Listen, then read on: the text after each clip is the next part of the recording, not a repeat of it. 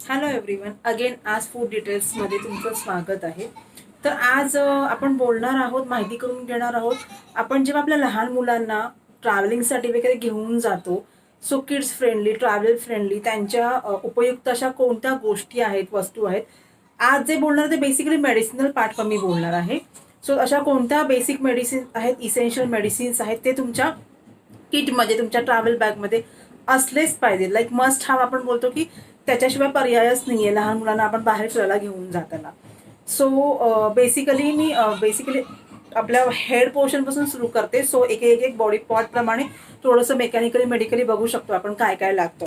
So hairs असतील मुलांचे तर तुमचे बेसिक त्यांचे बेबी शॅम्पू वगैरे असतील, स्काल्प शॅम्पू जे का असेल क्लिनिंगसाठी ते तुम्हाला कॅरी करायचे. छोटू बॉटल्स मिळतील, स्मॉल पॅक बॉटल्स मिळतील, ते घ्यायचे. लहान मुलांचा ब्रँड म्हटलं तर हिमालया ब्रँड आहे, ममा अर्थचा ब्रँड आहे. हे खूप इसेन्शियल आहेत आणि खूप छान चालतात. त्यांचे स्वतः मी वापर केलेले आहेत. ममा अर्थचा आणि हिमालयाचा खूप सुंदर आहेत. इवन चिकोचा एक शॅम्पू आहे. चिकोचा जो शॅम्पू आहे ना, तो बेबी बॉडी वॉश आणि त्यांचा हेअर वॉश हे दोन्ही ऍप्लिकेशन एकाच पॅकमध्ये त्यांनी दिलेले आहेत चिको कंपनीने. खूप सुंदर आहे. तुम्ही तेल जरी अप्लाय करत नसाल आणि डायरेक्टली तुम्ही त्यांच्या हेअर्सनं अप्लाय केलात तर हेअर्सचे स्ट्रँड आहे ते खूप सॉफ्ट होतात त्यांचे. तर हे थोडं हेअरसाठी वगैरे होतं. फोरहेड वगैरे असेल, त्यांना सर्दी वारंवार होत असेल किंवा सीझनल आपण बाहेर पडलो तर सर्दीचं इन्फेक्शन पटकन कॅच होतं. सो बेबी विक्स वेपरोप्स वगैरे असतात. जर डॉक्टरांनी अलाउड केले असतील तर, अदरवाईज अलाउड काय काय मुलांना खूप काही बारीक बारीक गोष्टींची एलर्जी वगैरे असू शकते, तर त्यांचे पिडियाट्रिशियन नाहीच बोलतील. तर त्यांची केस वेगळी. पण नॉर्मल बेबी वेपोरपचे छोटे असतात, कॅम्फरवाले, कापूर कंटेंटवाले, ते तुम्ही कॅरी करा तुमच्या ट्रॅव्हल बॅगमध्ये. नेझल ऍप्लिकेशनसाठी वगैरे ओवा भाजून त्याची जी पुरचुंडी पुडी आहे ती घेऊ शकता. जेव्हा हा भाग नेझल भाग नाकाचा कंजेस्टेड पूर्णपणे असतो तेव्हा तुम्ही त्याने थोडे ते वेपोरायझेशन सारखं वाफेसारखं काम करतं. अगदी धरून पकडायची गरज पण नाहीये. ते झोपले असतील त्यांच्या कुशीवर टर्नवर वगैरे तेव्हा ती पोळी जी बांधलेली असते रुमालाची वगैरे पुरचुंडी ती बाजूला जरी ठेवली तर त्याचा स्मेल अरोमा ते घेत राहणार आहेत आणि त्याच्यामुळे त्यांचा नेझल हा जो कंजेशन कफाचा भाग असतो तो क्लिअरन्स होत राहणार आहे. ओके. विंटर सीझन आहे तर फेससाठी, चेहऱ्यासाठी, लहान मुलांच्या, मुला मुली ज्या काय असतील त्यांच्यासाठी त्यांचे मॉइश्चरायझर वगैरे येतात. ड्राय स्किन खूप होते आपण विंटर सीझनला बाहेर गेलो तर, किंवा स्किन एकदम कोरडी ताटल्यासारखी होते, एकदम क्रॅक्स येतात, रॅशेस वगैरे येतात आणि चोंबल्यासारखी त्यांना होणार मध्ये. सो मॉइश्चरायझर असलंच पाहिजे. मॉइश्चरायझर अगेन तुम्ही ममार्थचं पण आहे आणि हिमालयाचं पण आहे, ते घेऊ शकता. लिप्ससाठी लिप बाम, बेबी फ्रेंडली जे लिप बाम असतील छोटे ते सेबामेडचे येतात किंवा ममार्थचे येतात, ते तुम्ही कॅरी करू शकता. बेबी लिप बाम कलर्समध्ये पण येतात, प्लेनमध्ये पण येतात. मेडिसिन कंटेंट वाईज अजून त्यांचे इयर ड्रॉप्स, सो वॅक्सो क्लेव वगैरे. आता माझ्याकडे जो आहे माझ्या डॉक्टरांनी दिलेला पहिला होता तो वॅक्सो क्लेव होता. हा एक जो आहे तो सॉलिवॅक्स म्हणून आहे. तर अचानक मुलं रडायला लागतात, आपल्याला कळत नाही त्यांच्या रडण्यामागची कारणं काय असतात. अचानक मुलं रडायला लागतात आणि पोट दुखतंय का, जर बोलता येण्याच्या एज मधलं मूल असेल तर तुम्हाला ते काय ना काय करून सांगू शकतं की मला कान दुखतोय, पेन होतोय. पण जी छोटी बाळं असतात ती सांगू शकत नाहीयेत. सो इयर ड्रॉप हा असलाच पाहिजे. 1, 2, 3 त्यांचे रेकमेंडेड डोस त्यांच्या वयाप्रमाणे असतील ते तुम्ही त्यांच्या ड्रॉपर्सनी कानात घातल्यामुळे अचानक किरकिर करणारं मूल शांत होऊ शकतं प्रवासामध्ये, बाहेर गडबडीमध्ये. कधी कधी हवा लागते किंवा कान कंजेस्ट होतात, चोक होतात, काय ना काय वॅक्स भरलेला असतो, आपल्याला कळत नाही, त्यांना सांगता येत नसेल तर. सो ते जे मी म्हटलं सॉलिवॅक्स आता माझ्या बेबीच्या वयाप्रमाणे, माझ्या तिच्या एज प्रमाणे सॉलिवॅक्स आहे. त्याच्या मागचं जे एज असेल 2 इयर 3 इयर्स तर वॅक्सो क्लेव म्हणून आहे, ते डॉक्टर्स रेकमेंड करतात. अजून दुसरं हँडी म्हणजे टेम्परेचर आपलं जे मोजण्यासाठी, ताप फिवर वगैरे असेल तर थर्मामीटर एक असेल तर खूपच उत्तम होईल. आणि थर्मामीटर प्रमाणे, कारण की त्यांचे मेडिसिनचे डोस पण डिफर होतात. डॉक्टर तुम्हाला सांगतात ना की ताप 97 आहे, 98 आहे, ज्या डिग्रीजचे टेम्परेचर असतात त्याप्रमाणे तुम्ही हे द्या. आणि ह्याच्या अबाव असेल, 100 डिग्रीच्या अबाव वगैरे टेम्परेचर असेल तर तुम्ही दुसरं द्या. सो दॅट ते आपल्याला माहीत असण्यासाठी माझ्याकडे थर्मामीटर हे असलंच पाहिजे. दुसरं एक आहे युमोझोन एम म्हणून ही जी क्रीम आहे ना, ती बेबीच्या वयाप्रमाणे, वजनाप्रमाणे डॉक्टर्स तुम्हाला रेकमेंड करतात.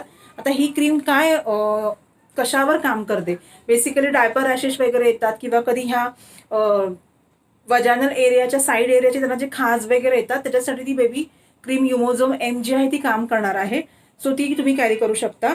सेम त्याच कॅटेगरीमध्ये एक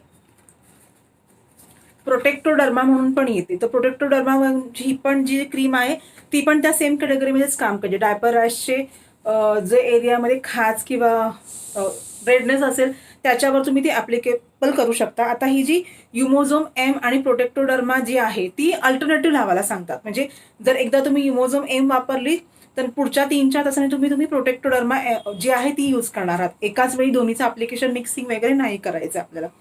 दुसरं एक इमर्जन्सी प्रोडक्ट म्हणजे मॉस्किटो रिपेलंट रोल ऑन. आता हे जे आहे ते गुड नाईटचं आहे. सेम तुम्ही ओडोमॉस नॅचरल मुलांसाठी घ्यायचं असेल तर ओडोमॉस नॅचरल असलं पाहिजे. मोठ्यांचं वेगळं येऊ शकतं पण लहान मुलांसाठी ओडोमॉस नॅचरल त्यांच्या बॅगला त्यांच्या किटमध्ये जिथे कुठे तुम्ही ठेवू शकता तिथे हंग करून ठेवा किंवा कॅरी करा. आणि ह्याचे ॲप्लिकेशन पण तुम्हाला सांगताना सांगितलं जातात की त्यांचे शोल्डर्स क्लोदिंगवर डायरेक्टली स्किनवर नाही लावायचे. त्यांच्या 2 साईडच्या ह्या शोल्डर्स कपड्यावरती आणि त्यांचे नी साईडचे दोन्ही नीज आहेत गुडघे त्या साईडला तुम्हाला रोल करायचं आहे.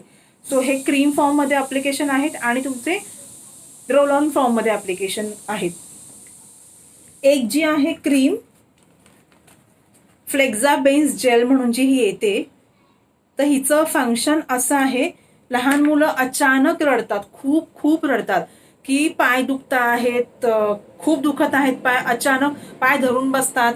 आणि थंडी सीझन असेल, पावसाळी सीझन असेल, स्कूल गोईंग टॉडलर चिल्ड्रन जर असतील तर खाणं पिणं जर कमी जास्त कुठे वरखाली झालं आणि वातावरणातल्या गारव्यामुळे पायामध्ये ना त्यांच्या क्रॅम्प्स खूप येतात, पाय अचानक दुखायला लागतात. त्यांना स्कूलची सवय रेग्युलर झालेली असते, ट्युशनची सवय असते, त्यांच्या काही ऍक्टिव्हिटीज असतील, धावपळीनी पण त्यांचे पाय वगैरे खूप दुखतात. तर फ्लेक्झाबेन्स जेल जी आहे ती डॉक्टर्स त्यासाठी ॲप्लिकेशन म्हणून देतात.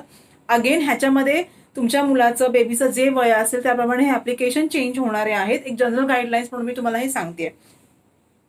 दुसरं सेम अपोलोचा एक रोल ऑन येतो. मगाशी तुम्हाला मी गुड नाईटचा दाखवला तसा हा अपोलोचा एक येतो रोल ऑन मॉस्किटो रिपेलेंट.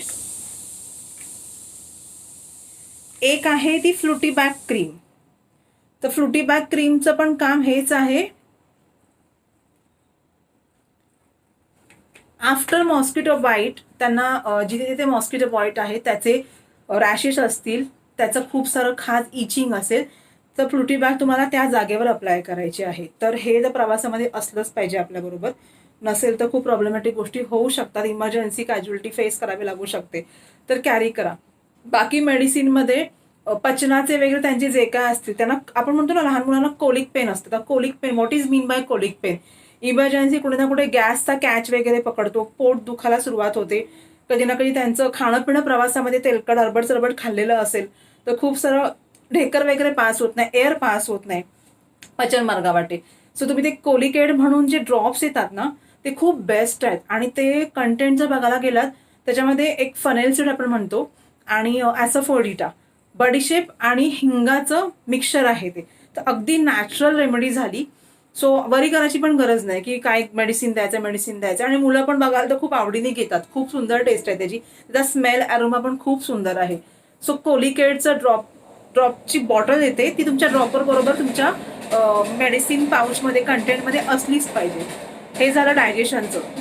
जुलाब असतील, डायरिया, लूज मोशन, तर डॉक्टर्सनी जे रेकमेंड केलेले असणार ते अँटीबायोटिकचे तुमचे डोसेजेसचे कोर्स जे काय असणार आहेत ते, त्याच्याबरोबर इकॉनॉम सॅशे जरूर ठेवा. आता हा इकॉनॉम सॅशे हा प्रकार जो आहे ना, इकॉनॉम सॅशे अजून एक त्याच्याबरोबर सेम सिमिलर फॅमिलीतला पण दुसरा सॅशे येतो जुलाब, लूज मोशनसाठी, पोट बिघाडासाठी.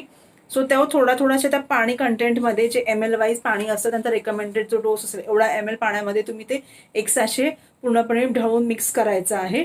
पूर्णपणे ढवळल्यानंतर त्याचे थोडे तुम्ही सिप त्याला देत राहाल, बेबीला, मुलीला, बाळाला जे काय असणार ते.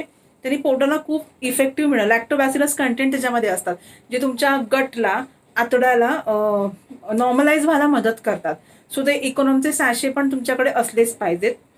ते पण तुम्ही तुमच्या जनरल जे पिडियाट्रिशियन डॉक्टर्सकडून आहेत रेकमेंड करून एकदाच तुम्ही तुमची कॅटेगरी ऑफ लिस्ट बनवून घ्या की मी ट्रॅव्हलसाठी जेव्हा कधी आउटिंग होणार आहे तर काय काय लिस्ट आहे ती एकाच वेळेला तुम्ही वर्षातून जेव्हा व्हिजिट करता तेव्हा बनवून घ्या. फक्त वय चेंज झालं मुलाचं, मुलीचं, बाळाचं, त्याप्रमाणे थोडेसे बदल त्याच्यामध्ये होऊ शकतात. इकॉनॉम सॅशे एक झालं, कोलिकेड एक झालं. दुसरं एक पचनासाठी म्हणून त्यांचं पोट वगैरे साफ होतं, त्यांना शी होण्याचा खूप प्रॉब्लेम असतो लहान मुलांना, किंवा खाण्यामध्ये चेंजेस झाल्यामुळे पचन खूप बघडलेलं वगैरे असतं. अशा वेळेला ड्युफ्लॅक म्हणून देतात डॉक्टर्स. तर ड्युफ्लॅक अगेन त्यांच्या वयाप्रमाणे डोसेस चेंज होतील.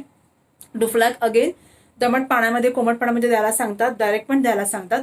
तर डुफ्लॅक्सचं एक लोशन येतं पोट साफ होण्यासाठी. 2-3 डेज स्टूल पास होत नसेल तर जस्ट विचार करा ते लहान मूल किती अनइझी फील करणार आहे. तो शीचा भाग बाहेरच नाही पडलेला आहे, खूप त्याला अनइझी वाटतंय. सो ते शी पास होण्यासाठी तुमच्या इंटेस्टाईनच्या ऍक्टिव्हिटीसाठी काम करणार आहे आणि शी पास होण्याला, त्यांचं स्टूल क्लिअर होण्याला त्यांना मदत करणार आहे. आणि त्याच्याबरोबर तुम्ही साईड बाय साईड जे काही फायबरयुक्त गोष्टी असणार आहेत त्या हळूहळू ऍड करत राहायच्या. पाण्याचा पोर्शन जो आहे दमट देत राहायचा, सो दॅट फायबरचं आणि लिक्विडचं पाण्याचं प्रमाण नीट ठेवलं तर स्टूल कॉन्स्टिपेशनचा इश्यू पण सॉल्व्ह होणार आहे. फिवरसाठी वगैरे त्यांच्या वयाप्रमाणे कॅल्पॉल आहे, क्रोसिनचे सिरप्स आहेत, हे देतात डॉक्टर्स. आता कॅल्पॉल आणि क्रोसिन पण तुमचा मिलीग्रॅम म्हणजे डोसेजेसमध्ये फरक होणार आहे बाळाच्या वजन आणि वयाप्रमाणे. तर अगेन जर त्याच्याने पण कंट्रोल होत नसेल तर पुढचे डोसेजेसमध्ये आयबुजेसिक देतात. म्हणजे 100 डिग्रीच्या वरती फिवर वगैरे असेल तर आयबुजेसिक प्लसचं एक सोल्युशन असतं, लिक्विड सोल्युशन, ते पण डॉक्टर्स रेकमेंड करतात. आणखी अजून बघायला गेलं तर हेडेकसाठी वगैरे विक्स पेपर मगाशी मी सांगितलंच आहे. क्रीम पायाची जी फ्लेक्झोपेन्स जेल आहे ती आहे. आणि मॉइश्चरायझर म्हटलं, एक मॉइश्चरायझर असं पण येतं, आपले रेग्युलर हिमालयाचे ममाअर्थचे आहेतच. दुसरं एक फिजिओजेल लोशन म्हणून येतं. तर फिजिओजेल लोशन जे आहे ना खूप सुंदर इफेक्टिव्ह आहे. किंमत साधारण त्याची थोडी जास्त आहे, 650-600च्या रेंजमध्ये आहे. पण it is too much effective. Dry skin, rashes, खूप सारी त्यांना खाज येते. सीझन जेव्हा चेंज होणार, अचानक गरमी, मग गरमीनंतर पावसाळा सुरू होतो, तर दमट वातावरण असतं, कुठे ना कुठे बॉडीला सारखे ते स्क्रॅच इच करत बसतात, तेव्हा ते फिजिओजेल लोशन ना कामिंग इफेक्ट करतं, एक सुदिंग इफेक्ट करतं. तर ते तुमच्या किटमध्ये ठेवाच तुम्ही. फिजिओजेल लोशन एक जे आहे ते नेल कटर असलं पाहिजे. छोटे छोटे जे किड्सचे येतात ते नेल कटर्स ठेवा.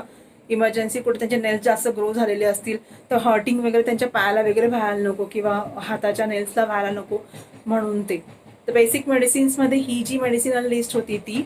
अजून फिवर आपण कव्हर केला, आपण गॅस्ट्रिक ट्रबलच्या बाबतीतले मेडिकेशन्स कव्हर केले, लूज मोशन्सचे कव्हर केले, बॉडी पेन किंवा लेग्स क्रॅम्प लेग्स पेन असतील ते कव्हर केले. इयरसाठी मी ड्रॉप सांगितले, सॉलिवॅक्स किंवा वॅक्सोक्ले वगैरे जे असतील ते. अजून फेससाठी मॉइश्चरायझर वगैरे. हे बेसिक जेवढे मला आजच्या ह्या व्हिडिओमध्ये सांगता आले ते मी कव्हर केले. अजून पण दुसरी सिरीज मी नक्की घेऊन येईन, सो दॅट अजून तुम्हाला हेल्प होईल डे टू डे लाईफ जगताना काय हवं असलं पाहिजे, काय आपल्याकडे इसेन्शियल कॅरी केले गेले पाहिजेत. अगदी सर्वसामान्य सिंपल माणसं असतात, कधी कधी नाही माहिती पडत, घाईच्या वेळेला सुचत नाहीत गोष्टी. सो ह्या गोष्टी खूप मदत करू शकतात. तर जरूर काही वाटलं तर व्हिडिओ परत तुम्ही बघू शकता रिपीट करून, तुम्हाला एक्झॅक्टली पूर्ण माहिती कळेल. अजून पण नवी सिरीजमध्ये काही ना काही मी घेऊन येईनच. Thank you so much.